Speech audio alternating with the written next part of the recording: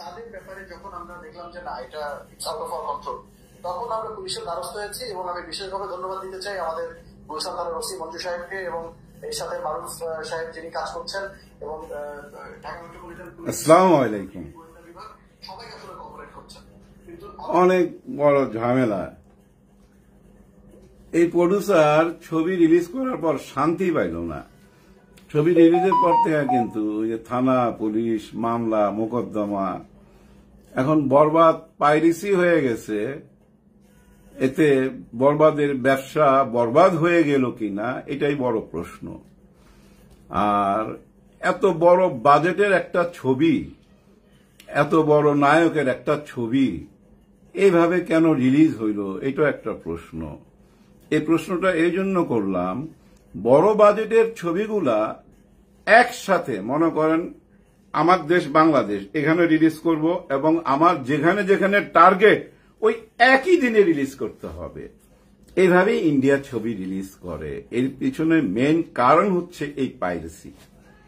হ্যাঁ, আপনি একসঙ্গে যদি সারা পৃথিবীতে রিলিজ করে দিতেন, এক মাসের মধ্যে আপনার টাকা চলে আসতো, এরপরে কে পাইরেসি করছে না করছে ওই দুশ্চিন্তায় পড়তে হইতো না।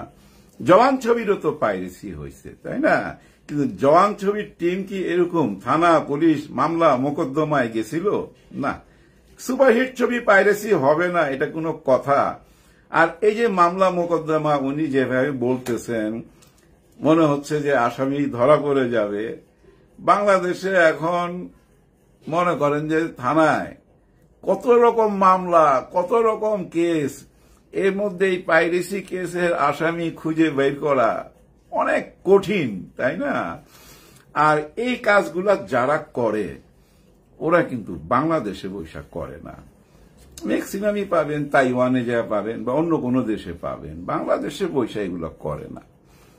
আর ওরা খুব চালাকির সাথে করে। তো আপনার মনে করেন যে ওই ইউটিউবে যে আপনার কোনো কমপ্লেন করবেন, আপনি মিলাইতে পারবেন না মূল ছবির সাথে, কিন্তু হ্যাঁ মিলাইতে পারবেন না, কপিরাইট দিতে পারবেন না। কেন জানেন?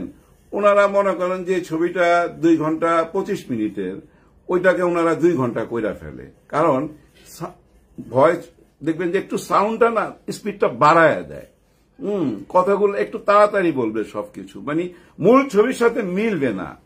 আবার দেখেন কালার চেঞ্জ করে, কিন্তু ছবিতে অরিজিনাল যে কালার ওই কালারটা চেঞ্জ করে যেন কপিরাইট দেওয়ার জন্য বা ধরার জন্য ম্যাচ করতে না পারেন। অনেক বুদ্ধি খাটায় ভাই, অনেক রকম বুদ্ধি খাটায়া তারপরে করে। কিন্তু কথা হয়েছে যে এই যে উনি রিলিজের পর থেকে এইভাবে বলতেছে এবং উনি যেখানেই যাচ্ছে, মিডিয়া যাচ্ছে, উনি যে কথাগুলা বলতেছে, এতে কি প্রচার হচ্ছে না যে হ্যাঁ পাইরেসি হয়েছে, পাইরেসি হয়েছে? যে না জানতো সেও তো যাই না গেল, সেও তো এখন খুঁজা বেড়াবে, তাই না? যে ভাই আর হলে যাওয়ার দরকার নাই, এইখানেই দেখানি। যেহেতু প্রডিউসার নিজেই বলতেছে তার ছবি পাইরেসি হয়েছে, এখন ওনার এই কথাগুলা নিয়ে অনেকেই কন্টেন্ট বানাবে, যেমন আমি কথা বলতেছি। কিন্তু ক্ষতি হবে কোনটা জানেন? ওই পাইরেসি ছবিটা দেখা যদি কেউ গল্পটা বইলা দেয়, বা ওই পাইরেসি ছবি দেখে কেউ যদি পুরো ছবি রিভিউ করতে যায়, কিন্তু খোলাখুলি ভাবে যে সব বইলা দেয়, তাতে কি ক্ষতি হয়ে যাবে? খুব বড় একটা কিছুটা হবে, কিন্তু বড় ক্ষতি হবে না। কারণ কি জানেন? দেখেন আমরা একবার ছবি দেখি কিন্তু হলে না, দেখে আবার বন্ধু বান্ধবের সাথে আলাপ করি, আবার যাই, রিপিট করি, তো তাই না? দেখার পর আবার দেখি, কেন? কারণ আছে। আর সবাই মিলে অন্ধকার সিনেমা হলে যখন লাইটটা অফ করে দেয় না ভাই, একটা জাদু মন্ত্র কিছু একটা হয়, মাথার মধ্যে কাজ করে, মানুষ হারায়া যায়। তখন দেখবেন ওই ছবির গল্পের সঙ্গে রান করে। ওইখানে কোনো দুঃখজনক ঘটনা থাকলে চোখের পানি অটোমেটিক পড়তে থাকে। কোথাও যদি আনন্দ ফুর্তি দেখি, হাততালি দিতে ইচ্ছা করে, শীষ মারতে ইচ্ছা করে, আবেগ কাজ করে। কিন্তু এই ইউটিউবে বা ঘরে বসে দেখে আবেগ কাজ করবে না। আমি দেখতেছি একটা টেলিফোন এলো, এটা হোল্ড করলাম, আবার কথা কইলাম, আবার দেখতেছি বউ আবার ডাকতেছে খাইতে, ওই খাইতে খায়াটা আবার আইসা দেখলাম। এইভাবে যারা সিনেমা হলের অরিজিনাল দর্শক, মানে যারা সিনেমা হলে যাওয়ার ঠিক, তারা যাবেই, কিন্তু যাবেই।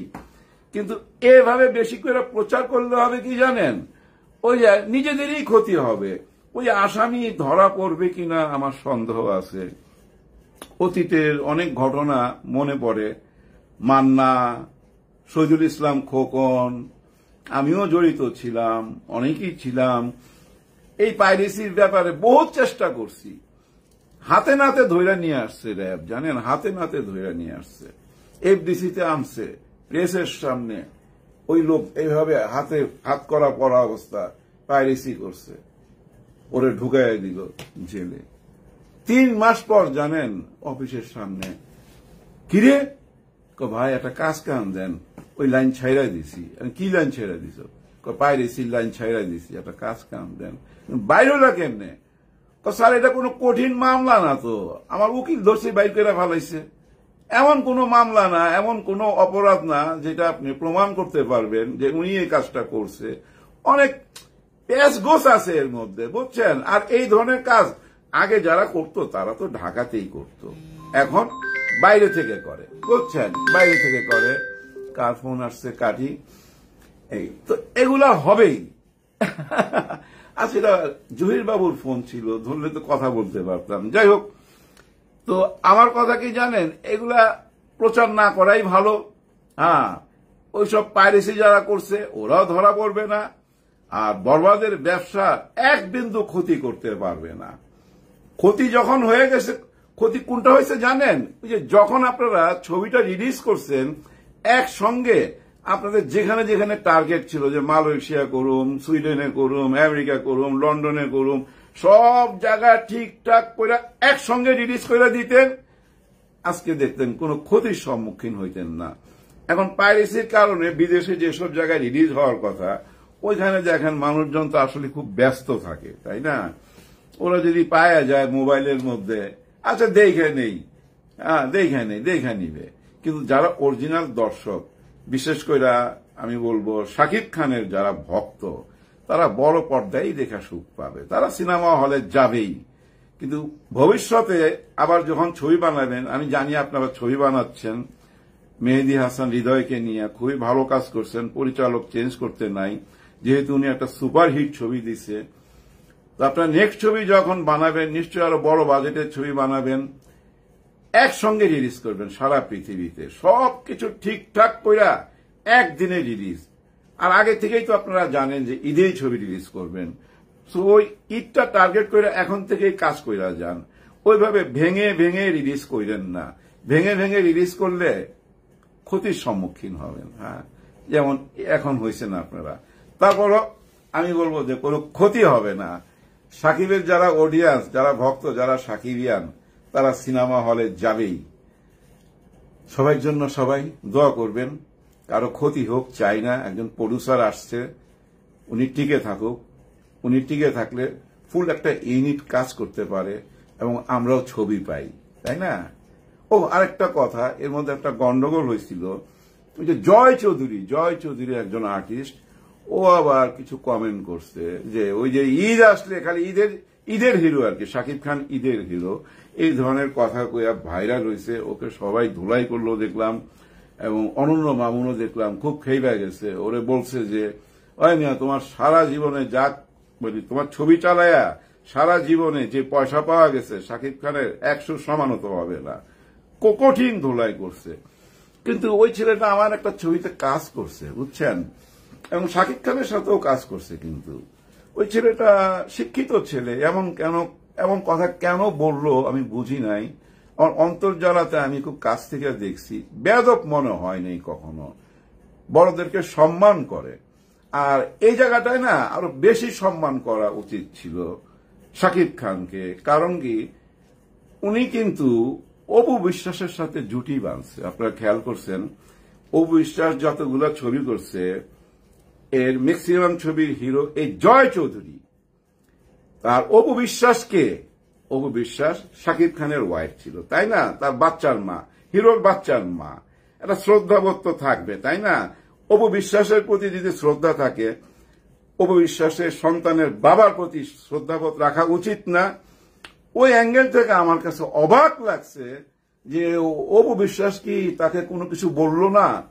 পরে দেখলাম একটা জায়গায় সে সরি বলছে। হ্যাঁ, সরি বলছে। আমার মনে হয় এটা অপু বিশ্বাসই বলছে তাকে সরি বলতে। এটা আগেই বলা উচিত ছিল জয় এটা ভালো কাজ হয় নাই। কারণ কি জানেন, আপনি অপু বিশ্বাসের সাথে জুটি বানায় কাজ করেন, তাই না? আর অপু বিশ্বাসের পরিচয়ের সঙ্গে শাকিব খানের পরিচয় আপনি তো জানেন, এটা চলে আসে না? অপু বিশ্বাসের নাম নিলে শাকিব খান চলে আসে, বুবলি চলে আসে। আপনার এইটুক মাথায় রাখা উচিত ছিল। আর সবচেয়ে বড় কথা, বাদ দেন অপু বিশ্বাস, বুবলি সব বাদ দেন, সংসার জীবন বাদ দেন, শাকিব খান এই মুহূর্তে কে এটা তো আপনি জানেন, তাই না? ওই জায়গা থেকে এটা বলা ঠিক হয় নাই। সরি বলছেন, ভালো করছেন। যাই হোক, সবার জন্য সবাই দোয়া করবেন। আল্লাহ হাফেজ।